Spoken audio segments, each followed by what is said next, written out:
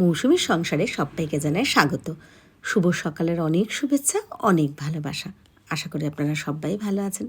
পুরো ভিডিও দেখার অনুরোধ রইল সবার কাছেই। ভালো লাগলে একটা লাইক, একটা কমেন্ট আর একটা শেয়ার করে দেওয়ার অনুরোধ রইল সবার কাছেই।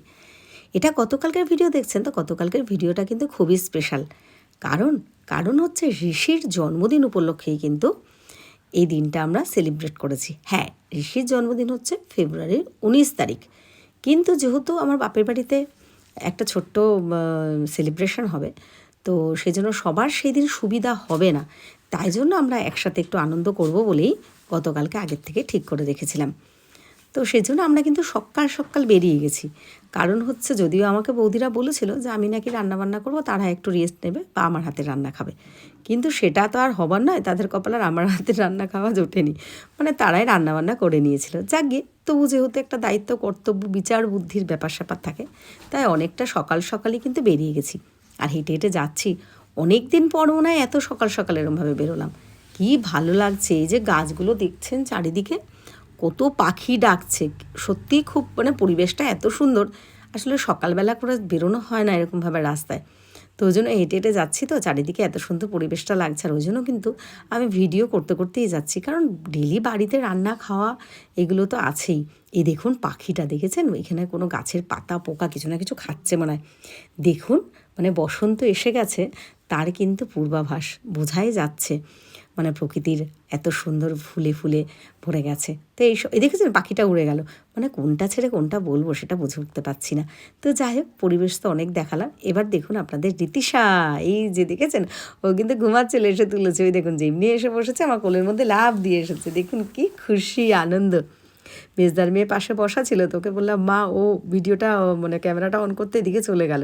তা আমি আবার বললাম মা এদিকে চল, আমরা সবাইকে একটা গুড মর্নিং জানিয়ে। তো ফেসবুক প্রোফাইলে গতকালকে একটা যে সকাল সকাল গুড মর্নিং জানিয়ে দিয়েছে। কিন্তু এই যে আমার বাবা আর আপনাদের রীতিশা বলে কিছু না গুছিয়ে দিচ্ছে, আর এই যে আমি ক্যামেরা ধরেছি বলে রীতিশা কিন্তু আপনাদেরকে অনেক কিছু বলছে। আর এটা কিন্তু আমার ছোটো ভাইয়ের ছেলে, ওর ভাই।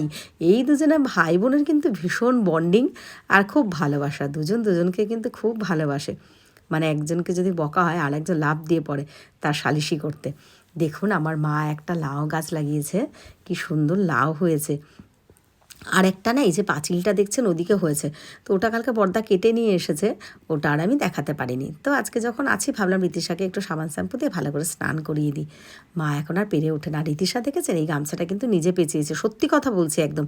আমি কিন্তু এইভাবে পেঁচাতে পারি না, পেছন দিকে যেরকম গামছা দিয়ে খোপা ওরকম হয়, ওরকমভাবেই কিন্তু করে রাখি।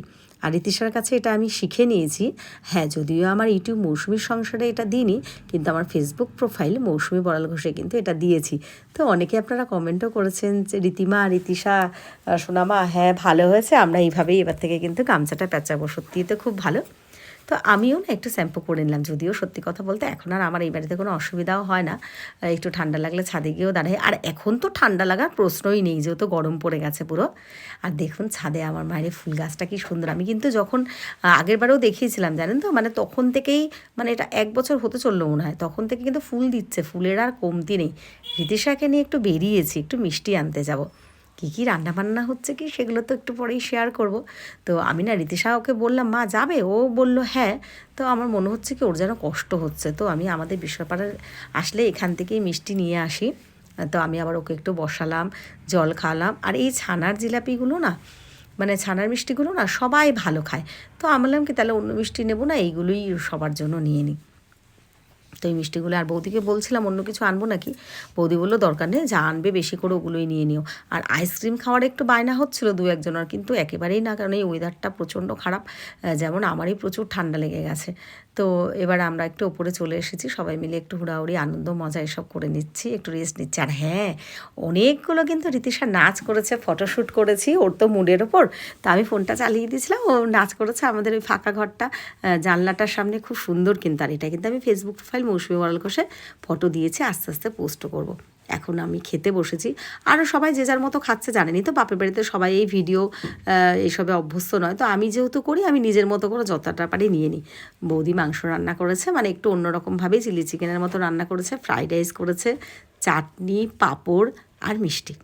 তো ওই যে বললাম যে আর আমাদের বাড়িতে বাবা দাদা যেহেতু এখন আমারও শরীরটা খারাপ, অনেক খাওয়ার নিয়ম কানুন, আর যেহেতু বৌদির হাতে এগুলো মেনটেন হয়, তো বৌদি ওই জন্য যেভাবে রান্না করলে সবাই ভালো থাকবো সেইভাবেই রান্না করে দিয়েছে। তো রীতিশাও খাচ্ছে, আমিও খাচ্ছি। আর হ্যাঁ, আরও কয়েকজন বাকি আছে, যেমন ঋষি ভাইয়ের ছেলে আসবে, ও খেলতে গেছে। একটু পরে এসে স্নান করলে আমার মেজদার মেয়ে সবাই অপেক্ষা করছে, ওরা একসাথে খাবে একটু পরে। তো এইদিকে বাবা ভাই ওদের দাদা, না দাদা আবার বেরিয়েছে একটু কাজে, ও এসে পরে খাবে। তো যাই হোক, সে এই বাড়িতে পৌঁছাটা মানে বলাটা খুব মুশকিল, কে কখন খাবে, কে কখন আসে, কে কখন যায়। তো আমি আমার একটুকু নিয়েই আলোচনা করি।